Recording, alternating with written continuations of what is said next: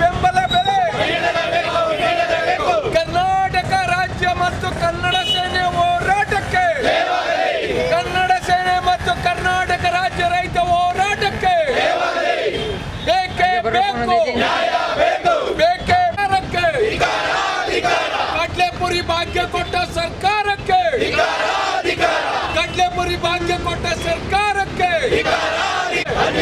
ರೈತ ಹೋರಾಟಕ್ಕೆ, ಅನ್ನದಾತರ ಗೋಳು ಕೇಳದ ಸರ್ಕಾರಕ್ಕೆ ಬೇಕು. ರಾಜ್ಯದ ಜನರಿಗೆ ತಮಿಳುನಾಡಿಗೆ ನೀರು ಬಿಟ್ಟು ರಾಜ್ಯದ ಜನರಿಗೆ ಕಳ್ಳಪುರಿ ಭಾಗ್ಯ ಕೊಟ್ಟ ಸರ್ಕಾರಕ್ಕೆ, ರಾಜ್ಯದ ಜನರಿಗೆ ಕಳ್ಳಪುರಿ ಭಾಗ್ಯ ಕೊಟ್ಟ ರಾಜ್ಯ ಸರ್ಕಾರಕ್ಕೆ, ಇರುವಷ್ಟು ನೀರನ್ನ ತಮಿಳುನಾಡಿಗೆ ಬಿಟ್ಟು ಕರ್ನಾಟಕ ಜನರಿಗೆ ಪುರಿ ಭಾಗ್ಯ ಕೊಟ್ಟ ರಾಜ್ಯ ಸರ್ಕಾರಕ್ಕೆ, ಪ್ರತಿ ಟನ್ಗೆ 5,000 ಕಬ್ಬು ನಿಗದಿ ಮಾಡಲೇಬೇಕು, ಪ್ರತಿ ಟನ್ ಕಬ್ಬಿಗೆ 5,000 ಬೆಲೆ ನಿಗದಿ ಮಾಡಲೇಬೇಕು, ಕಬ್ಬು ಬೆಲೆ 5,000 ನಿಗದಿ ಮಾಡದಿದ್ದರೆ ಉಗ್ರ ಹೋರಾಟ ಮಾಡುತ್ತೇವೆ. ರೈತರ ಉಳಿವಿಗಾಗಿ ಪ್ರತಿ ಟನ್ ಕಬ್ಬಿಗೆ 5,000 ನಿಗದಿ ಮಾಡಲೇಬೇಕು, ಪ್ರತಿ ಟನ್ ಕಬ್ಬಿಗೆ ನಿಗದಿ ಮಾಡದ ರಾಜ್ಯ ಸರ್ಕಾರಕ್ಕೆ, ಕಬ್ಬು ಬೆಲೆ ನಿಗದಿ ಮಾಡಲು ನಿರಾಕರಿಸುತ್ತಿರುವ ರಾಜ್ಯ ಸರ್ಕಾರಕ್ಕೆ, ರೈತರನ್ನ ರಸ್ತೆಯಲ್ಲಿ ನಿಲ್ಲಿಸಿರುವ ರಾಜ್ಯ ಸರ್ಕಾರಕ್ಕೆ ಬೇಕೇ ಬೇಕು, ಬೇಕೇ ಬೇಕು. ಬರೆಯುತ್ತಿರುವ ಕಾವೇರಿ ನಿರ್ವಹಣಾ ಪ್ರಾಧಿಕಾರಕ್ಕೆ ಧಿಕ್ಕಾರ, ಕಾವೇರಿ ವಿಚಾರದಲ್ಲಿ ಧ್ವನಿ ಎತ್ತದ ರಾಜ್ಯದ ಸಂಸದರಿಗೆ, ರಾಜ್ಯದ ಸಂಸದರಿಗೆ ರೈತ ಸಂಘದ ವತಿಯಿಂದ ಏನು ಹೋರಾಟವನ್ನು ಮಾಡ್ತಾ ಇದ್ದೇವೆ, ನಿಗದಿ ಆಗಬೇಕು. ಕಾವೇರಿ ನದಿ ನೀರಿನ ಏನು ವಿಚಾರದಲ್ಲಿ ಒಬ್ಬರು ಧ್ವನಿ ಕೊಡ್ತಿಲ್ಲ,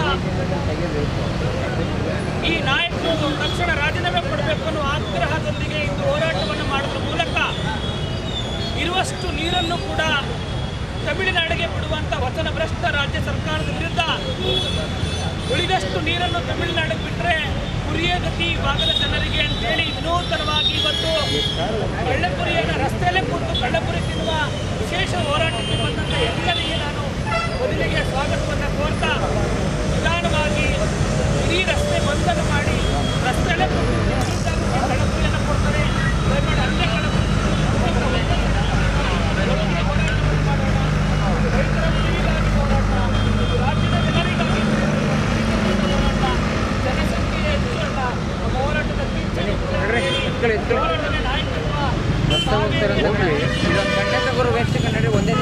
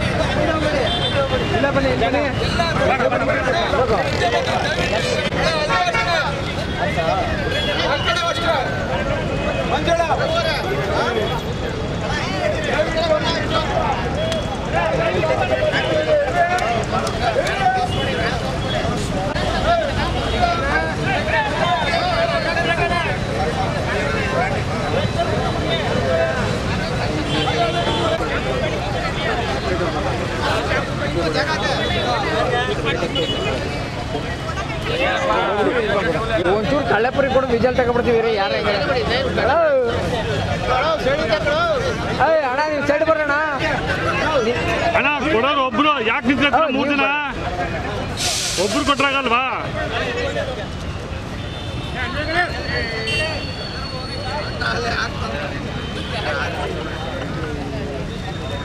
ಅಣ್ಣ ನೀನು ಆಮೇಲೆ ತೆಗಿಸ್ಕೊ ಸೈಡ್ಗೆ, ಮದುವೆ ಫೋನ್ ಹಿಡ್ಕೊಂಡು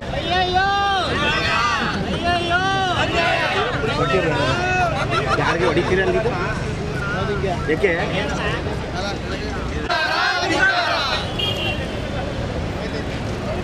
ರಾಜ್ಯ ಸರ್ಕಾರಕ್ಕೆ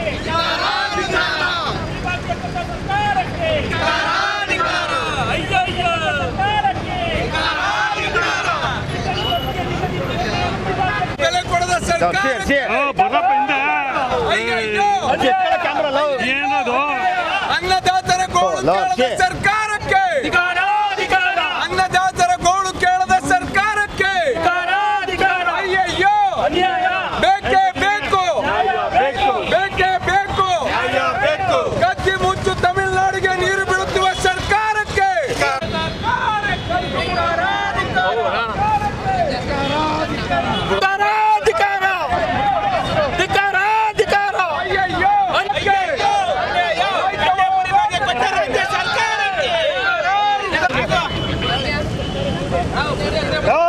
ಮಧ್ಯ ಓಡಾಡಿ ಕಂಡನ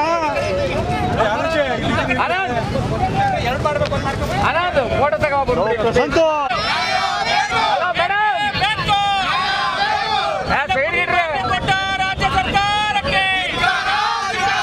ಪ್ರತಿ ಟನ್ ಕಬ್ಬಿಗೆ 5,000 ನಿಗದಿ ಮಾಡದೆ ರೈತರಿಗೆ ಕಳ್ಳಪುರಿ ಬಾಕಿ ಕೊಟ್ಟ ಸರ್ಕಾರಕ್ಕೆ, ರೈತರ ಅಭಿವೃದ್ಧಿಗೆ ವಿಶೇಷ ಯೋಜನೆ ಮಾಡಿದ ರಾಜ್ಯ ಸರ್ಕಾರಕ್ಕೆ, ತಮಿಳುನಾಡಿಗೆ ನೀರು ಬಿಡುತ್ತಿರುವ ರಾಜ್ಯ ಸರ್ಕಾರಕ್ಕೆ, ಗೋಳು ಕೇಳದ ಸರ್ಕಾರಕ್ಕೆ, ಕಬ್ಬಿಗೆ ಬೆಲೆ ಕೊಡದ ಸರ್ಕಾರಕ್ಕೆ, ಉಳಿಕೆ ಬಾಕಿ 50 ರೂಪಾಯಿ ಕೊಡುವ ಸರ್ಕಾರಕ್ಕೆ ಅಯ್ಯಯ್ಯೋ ರೈತರಿಗೆ, ರೈತ ಹೋರಾಟಕ್ಕೆ, ರೈತ ಹೋರಾಟಕ್ಕೆ, ರೈತರಿಗೆ, ರೈತ ಸೇನೆ ಮತ್ತು ಕನ್ನಡ ಸೇನೆ ಹೋರಾಟಕ್ಕೆ, ರಾಜ್ಯದ ಜನರಿಗೆ ಕಳ್ಳಪುರಿ ಬಾಕಿ ಕೊಟ್ಟ ರಾಜ್ಯ ಸರ್ಕಾರಕ್ಕೆ ಬೇಕೇ ಬೇಕು, ಬೇಕೇ ಬೇಕು.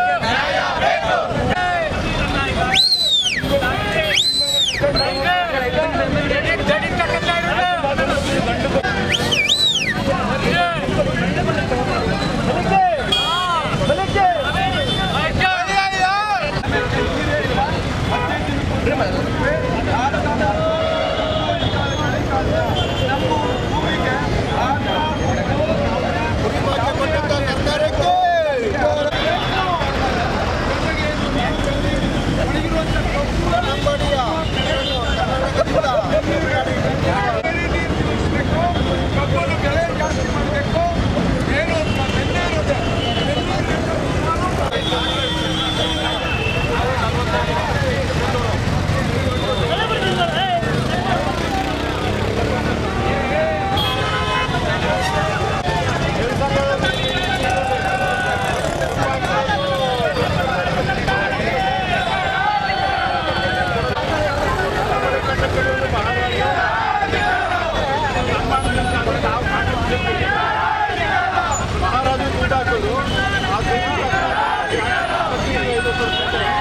ಇಂದು ಕನ್ನಡ ಸೇನೆ ರೈತ ಸಂಘಟನೆ ವತಿಯಿಂದ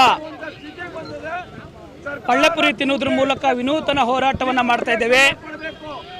ರಾಜ್ಯದ ಮುಖ್ಯಮಂತ್ರಿಗಳು ಇಲ್ಲಿವರೆಗೆ ತಮಿಳುನಾಡಿಗೆ ನೀರು ಬಿಟ್ಟಿಲ್ಲ ಅನ್ನೋ ಒಂದು ವಾದನೆ ಮಾಡ್ಕೊಂಡು ಬಂದಿದ್ದಾರೆ.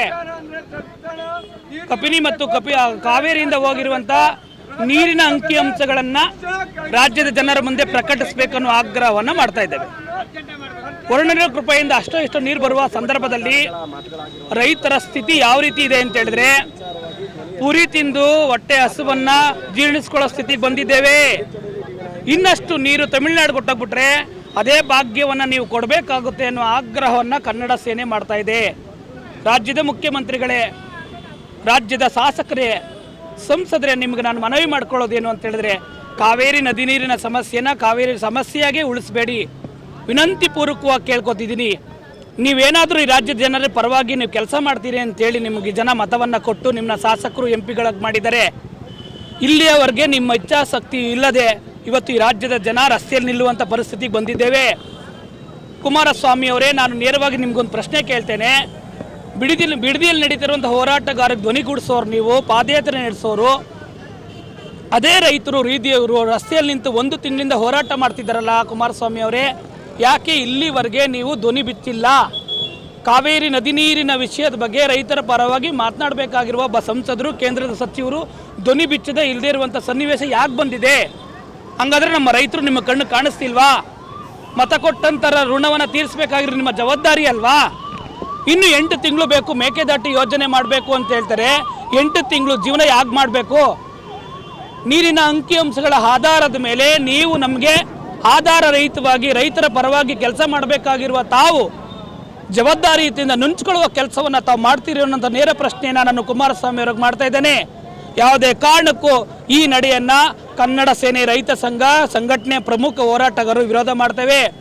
ಒಂದು ಸಾರಿ ಕೂಡ ಸಂಸದರು ಒಂದು ನಿಯೋಗ ಮಾಡಿ ಪ್ರಧಾನಮಂತ್ರಿಗಳನ್ನು ಭೇಟಿ ಮಾಡುವ ಕೆಲಸ ಮಾಡದೇ ಇರುವಂಥವರು MP ಗಳಾಗಿ ಉಳಿಯೋದಕ್ಕೆ ಯೋಗ್ಯತೆ ಇಲ್ಲದವರು ತಾವು ರಾಜ್ಯಕ್ಕೆ ರಾಜೀನಾಮೆ ಕೊಡಬೇಕು, ನೀವು ಚಳವಳಿಗೆ ಬರಬೇಕು. ಯಾಕೆ ಕರ್ನಾಟಕ ರಾಜ್ಯದ ಜನ ಮಾತ್ರ ಮತದಾರರು ವೋಟ್ ಹಾಕುವಾಗ ಮಾತ್ರ ನೆನಪಾಗ್ತಾರಾ? ಒಂದು ಸಮಸ್ಯೆ ಜೀವಂತವಾಗಿ ಉಳಿಸ್ಕೊಂಡು ಎಲ್ಲಿವರೆಗೆ ಹೋಗ್ತೀರಿ? BJP ಬಂದಾಗ ಕಾಂಗ್ರೆಸ್ ಕೇಳ್ತಾರೆ, ಕಾಂಗ್ರೆಸ್ ಬಂದಾಗ JDS ಕೇಳ್ತಾರೆ, JDS ಬಂದಾಗ BJP ಹೇಳ್ತಾರೆ. ಈ ಪಕ್ಷಕ್ಕೆ ಅವರು, ಆ ಪಕ್ಷಕ್ಕೆ ಇವರು ಮಾಡಿಲ್ಲ, ಅವರು ಮಾಡಿಲ್ಲ. ಎಲ್ಲಿವರೆಗೆ ಆಡಳಿತ ಮತ್ತು ವಿರೋಧ ಪಕ್ಷದ ನಾಯಕರು ಈ ಸಮಸ್ಯೆಗಳನ್ನು ಸಮಸ್ಯೆಯಾಗೆ ಉಳಿಸ್ತೀರಾ ಅನ್ನುವ ಪ್ರಶ್ನೆಯನ್ನು ನೇರವಾಗಿ ನಾನು ಆಗ್ರಹ ಮಾಡ್ತಾ ಇದ್ದೇನೆ. ರಾಜ್ಯದ ಸಮಸ್ಯೆಯ ಪರಿಹಾರಕ್ಕಾಗಿ ಮೇಕೆದಾಟು ಯೋಜನೆಯನ್ನು ಸರಿಪಡಿಸಬೇಕು. ಅದ್ರ ಜೊತೆಗೆ ಕಾವೇರಿ ನದಿ ನೀರಿನ ನೀರು ಎಷ್ಟು ತಮಿಳುನಾಡಿಗೆ ಹೋಯ್ತು ಅನ್ನೋ ಅಂಕಿಅಂಶವನ್ನು ಕೊಡಬೇಕು. ಈಗ ಇವತ್ತಿನಿಂದಲೇ ಕಾವೇರಿ ನದಿ ನೀರಿಗೆ ಹೋಗ್ತಾ ಇರುವಂಥ ತಮಿಳುನಾಡಿಗೆ ಹೋಗ್ತಾ ಇರುವ ನೀರು ಯಾವುದೇ ಕಾರಣಕ್ಕೂ ನೀರನ್ನ ಸ್ಟಾಪ್ ಮಾಡಬೇಕು ಅನ್ನೋ ಆಗ್ರಹವನ್ನು ಮಾಡ್ತಾ ಇದ್ದೇನೆ. ಅದ್ರ ಜೊತೆಗೆ ಪ್ರತಿ ಟನ್ ಕಬ್ಬಿಗೆ 5,000 ಬೆಲೆ ನಿಗದಿ ಮಾಡಬೇಕು. ಬರಪೀಡಿತ ಪ್ರದೇಶ ಆಗಿರುವ ಎಕರೆಗೆ 2 ಲಕ್ಷ ಹಣವನ್ನು ಕೊಡಬೇಕು ಅನ್ನೋ ಆಗ್ರಹವನ್ನು ಕನ್ನಡ ಸೇನೆ ಮಾಡ್ತಾ ಇದೆ. ಕಡಲೆಪುರಿ ತಿಂದು ಚಳವಳಿ ಮಾಡುವಂಥ ಸಮಯ ಬಂದಿದೆ. ಕಾರಣ ಏನು ಅಂತಂದರೆ ಅಲ್ಲಿ 9,000 ಕ್ಯೂಸಸ್ ನೀರನ್ನ ಬಿಡಬೇಕು ಅಂತ ಹೇಳಿದ್ರು. 15,000 ಕ್ಯೂಸಸ್ ನೀರನ್ನ ಬಿಟ್ಟು ಹೆಂಗೋ ಅಲ್ಪ ಸ್ವಲ್ಪ ಮಳೆ ಆಯ್ತಾ ಇದೆ, ನೀರು ಬರ್ತಾ ಇದೆ. ಆದರೂ ಕಾವೇರಿನ ಬರದು ಮಾಡೋಕ್ಕೆ ಹೋರಾಟ ಕೊಡ್ತಾವ್ರೆ. ಆಮೇಲೆ ಒಣಗಿ ನಿಂತಿರುವಂಥ ಕಬ್ಬಿಗೆ ಬೆಲೆನೇ ಕೊಡ್ತಾ ಇಲ್ಲ. ಇವತ್ತು ಬೆಲ್ಲದ ರೇಟು 7,000 ಚಿಲ್ಲರೆ ಆಗದೆ, ಸಕ್ಕರೆ ರೇಟು 72, 75 ಗಂಟಲು ಹೋಗದೆ. ಸರ್ಕಾರ ಇದ್ರ ಬಗ್ಗೆ ಗಮನನೇ ಕೊಡ್ತಾ ಇಲ್ಲ. ಏನು ಬಾಗಲಕೋಟೆ ಬೆಳಗಾಂ ಜಿಲ್ಲೆಯಲ್ಲಿ ಒಡಗೂಲಿ ಕಡಗೂಲಿ ಎರಡೂ ಅವ್ರದ್ದೇ. ನಮಗೆ ಪೂರ್ತಿ ನಿವ್ವಳ ದುಡ್ಡು ಕೊಡ್ತಾರೆ. ಇಲ್ಲಿ ಕಡಗೂಲಿ ಒಡಗೂಲಿ ಎರಡೂ ನಮ್ಮದೇ. ನಮಗೆ ಅದರಲ್ಲಿ ಹಿಡ್ಕೊಂಡು 2,000 ಚಿಲ್ಲರೆ ಭಿಕ್ಷೆ ಕೊಟ್ಟಂಗೆ ಕೊಡ್ತಾರೆ. ಇದ್ರ ಬಗ್ಗೆ ಸರ್ಕಾರ ಗಮನನೇ ಕೊಡ್ತಾ ಇಲ್ಲ. ಆಮೇಲೆ ಏನು ಕಾವೇರಿ ವಿಚಾರವಾಗಿ ಸಂಸದರು ಒಂದು ದಿನ ಕೂಡ ಹೋರಾಟಕ್ಕೆ ನಮ್ಮ ಜೊತೆಯಲ್ಲೇ ಬರಲೇ ಇಲ್ಲ ಇಲ್ಲಿ ತನಕ. ಅವ್ರಿಗೆ ನಮ್ಮ ಬಗ್ಗೆ ನಾವು ಮತ ಕೊಟ್ಟಿವಿ ಅನ್ನೋದು ಅವ್ರಿಗೆ ಅರಿವಿದೆಯೋ ಇಲ್ವೋ ಗೊತ್ತಾಯ್ತಾ ಇಲ್ಲ. ಆಮೇಲೆ ಏನು 6ನೇ ಹಂತದ ಯೋಜನೆ ಯಾವುದೇ ಕಾರಣಕ್ಕೂ ಕೊಡೋದು ಮಾಡಿದ್ರೆ ನಮ್ಮ ಮಂಡ್ಯ ಜಿಲ್ಲೆ ಜನತೆಗೆ ಇದೊಂದು ಮರಣ ಶಾಸನ. ಯಾಕೆ ಅಂತಂದರೆ ನಮ್ಮ ಮಂಡ್ಯ ಜಿಲ್ಲೆ ನಂಬ್ಕೊಂಡಿರೋದೇ ಕಾವೇರಿ ತಾಯಿ. ಕಾವೇರಿನ ಯಾವುದೇ ಕಾರಣಕ್ಕೂ ಆಮೇಕೇನು ಕಾವೇರಿ ಗರ್ಭದಿಂದಲೇ ಅಣೆಕಟ್ಟೆ ಗರ್ಭದಿಂದಲೇ ನೀರು ತಗೋಗೋ ವ್ಯವಸ್ಥೆ ಮಾಡಿದೆ. ಕೋರ್ಟೇ ಕೂಡ ಆದೇಶ ಮಾಡಿದೆ ಯಾವುದೇ ಕಾರಣಕ್ಕೂ ಅಲ್ಲಿ ಒಳಗಡೆಯಿಂದ ನೀರು ತಗೋಗುವ ವ್ಯವಸ್ಥೆ ಇಲ್ಲ ಅಂತ. ಆದರೂ ಈ ಸರ್ಕಾರ ನಾವು ಮಾಡೇ ತೀರ್ತೀವಿ ಅಂತ ಹಠ ಕಟ್ಟಿ ಇದು ಮಾಡ್ತಾರೆ. ನಾವು ಯಾವುದೇ ಕಾರಣಕ್ಕೂ ನೀವು ಹೆಂಗೆ ಮಾಡ್ತೀವಿ ಅಂದಿದ್ರು ನಾವು ಹಂಗೆ ಯಾವುದೇ ಕಾರಣಕ್ಕೂ ಅವಕಾಶ ಕೊಡೋದೇ ಇಲ್ಲ. 1 ಎಕರೆಗೆ ಈಗ ಬರೋ ಪರಿಸ್ಥಿತಿ 50,000 ಕೊಡಬೇಕು. ರೈತರು ಅಧೋಗತಿಗೆ ಹೋಗ್ತಾವ್ರೆ. ದಯಮಾಡಿ 1 ಎಕರೆಗೆ 50,000 ಕೊಡುವ ನಿಟ್ಟಿನಲ್ಲಿ ಸರ್ಕಾರ ಯೋಚನೆ ಮಾಡಬೇಕು. ಕಾವೇರಿ ನೀರ ಯಾವುದೇ ಕಾರಣಕ್ಕೂ ಕೊಡಬಾರ್ದು. ಕಬ್ಬಿಗೆ ಉತ್ತಮ ಕಡಿಮೆ ಅಂದರೂ 5,000 ಟನ್ನು ಕೊಡಬೇಕು. ಆಮೇಲೆ 6ನೇ ಹಂತದ ಯೋಜನೆ ಮಾಡು ಕೂಡಲೇ ಹೊಡೆದು ಇಷ್ಟು ಹೇಳ್ತೇನೆ. ನನ್ನ ಮಾತು ಮುಗಿಸ್ತೀನಿ. ಚಂದ್ರಶೇಖರ್.